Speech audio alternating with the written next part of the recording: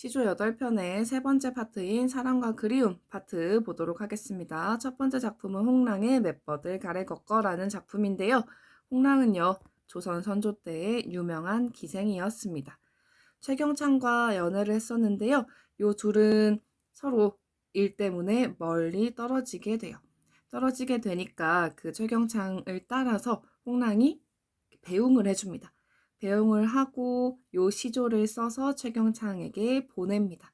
그 작품이 바로 맷버들 가래 걷거라는 작품이에요. 자, 이렇게 떠나보낸 다음에 3년 동안은 소식이 끊겼다가 최경창이 아프다는 소식을 듣고 바로 최경창에게 달려갑니다. 달려갔는데 하필이면 그때 안 좋은 일들이 계속 생겨서 이게 문제가 됩니다. 홍랑이 최경창을 따라온 것이 문제가 되어서 최경창은 관직에서 면직이 되고 홍랑은 고향으로 돌아가게 됩니다. 자, 이 노래는 최경창이 북해평사로 경성에 가 있을 때 홍랑과 가깝게 지냈는데 경창이 다시 서울로 가게 되니까 홍랑이 배웅을 나와서 작별할 때 저문날 내리는 비를 맞으면서 요 버들가지를 꺾어 바치고 부른 시조입니다. 굉장히 애절하죠. 여러분 보셨다시피 여기서의 맷버들은요, 임을 그리워하는 그 화자의 분신이자 이별의 징표라고 할 수 있고요. 임에게 바치는 지고지순한 사랑을 맷버들로 구상화, 형상화랑 비슷한 말이에요. 형상화를 시켜서 몸은 멀리 떨어져 있지만 이 순정은 너의 곁에 늘 있겠다 라고 다짐을 하는 연정가입니다. 요 연자 기억나시나요? 충신 연주지사 연군가 할 때 연자예요. 연애 할 때 연자, 연모 할 때 연자예요. 사랑하다, 그리워하다 연자고요. 요거는 연애시라고 보시면 되겠죠. 자, 요런 배경 이해를 해주시면 되고, 요게 맷버들이래요.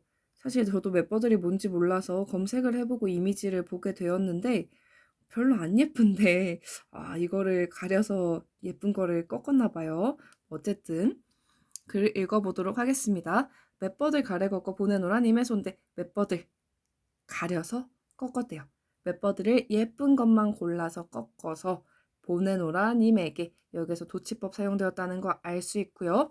님에게 보냈다는 것을 강조하기 위해 도치법 어순을 바꾸었다라고 볼 수가 있겠네요. 여기서의 맷버들이 어떤 역할을 하는지 오른쪽에서 한번 봅시다.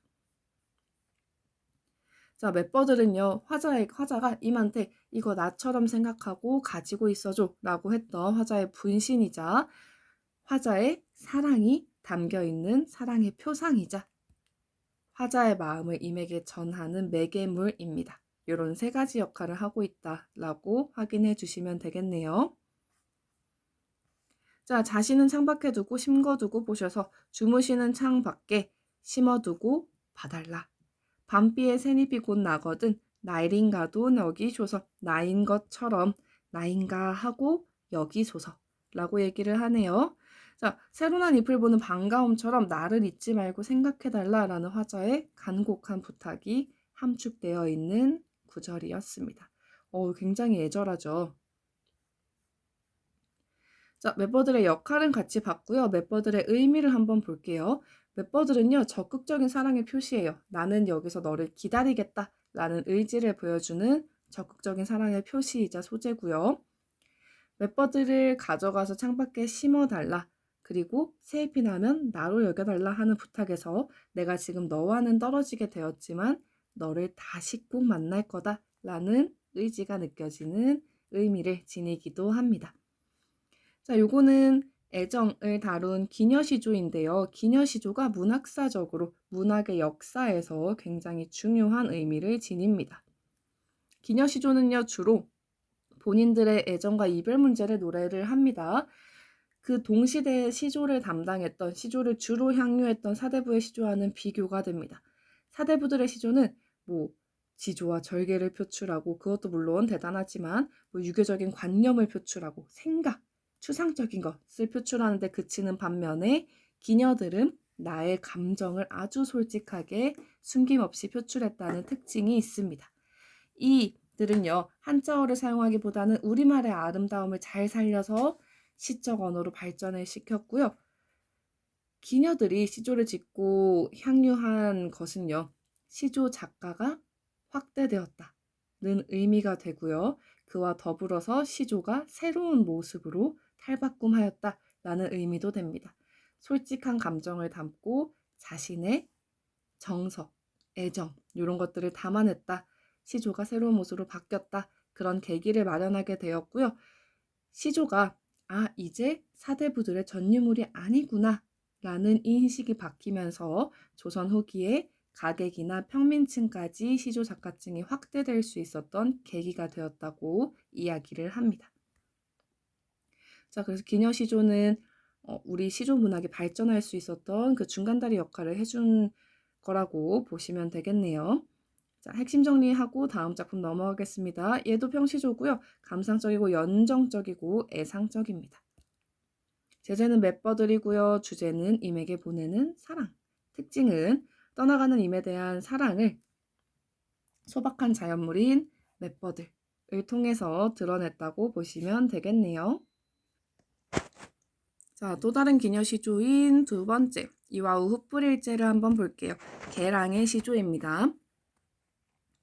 자, 이 개랑은 호였어요. 개생, 개랑, 매창 이런 호들이 있었는데 부안의 명기래요. 자, 요거는 아까 전에 얘기한 이름난 기생을 한자로 표현한 겁니다. 명기로 한시나 가사, 가무, 현금에도 능해서 황진이와 쌍벽을 이루는 예술인이었다라고 전해져 내려옵니다.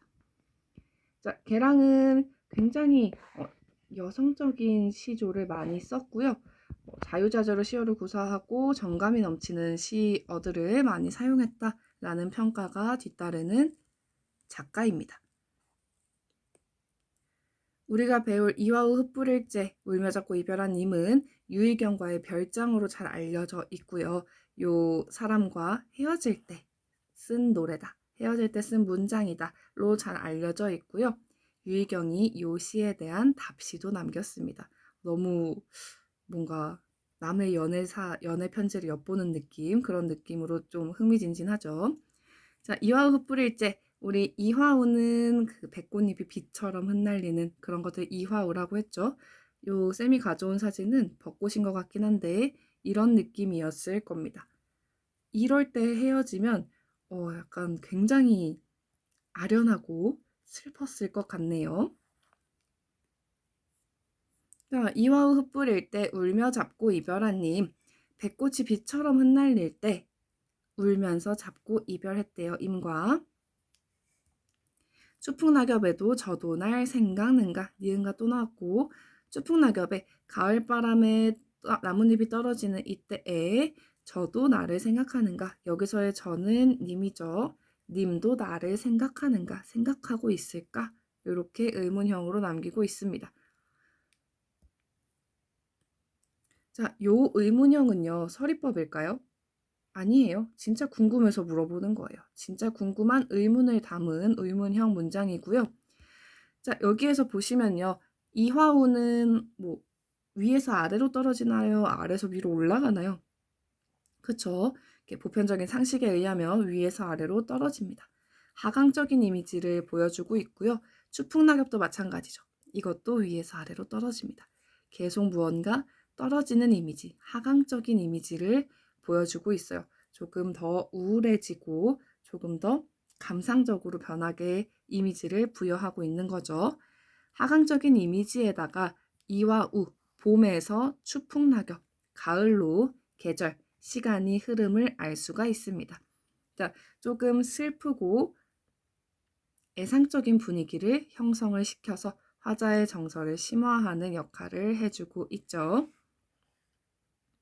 천리의 외로운 꿈만 오락가락 하노매. 천리나 드는 그 먼 길에 외로운 꿈만 오락가락 하는구나. 자, 시간적으로도 거리감이 많이 생겼어요. 봄에 이별했는데 지금은 가을이고요. 그리고 공간적으로도 굉장한 거리감이 있습니다. 천리라는 공간적인 거리감이 있어요. 자, 이런 공간적 거리감과 시간적 거리감이 더해져서 더 그리움이 간절해지고 있습니다. 자, 이것도 옆에서 정리 한번 해볼게요.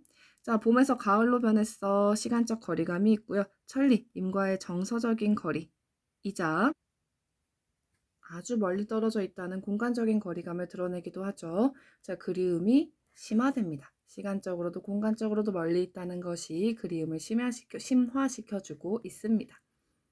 자, 핵심 정리하고 마칠게요. 평시조이고요. 예상적이고 감상적이고 연정갑니다. 애정 노래였고요. 제재는 이화, 낙엽이 되겠고 주제는 이별의 슬픔 그리고 사랑하는 임에 대한 그리움 이렇게 정리하시면 되겠네요.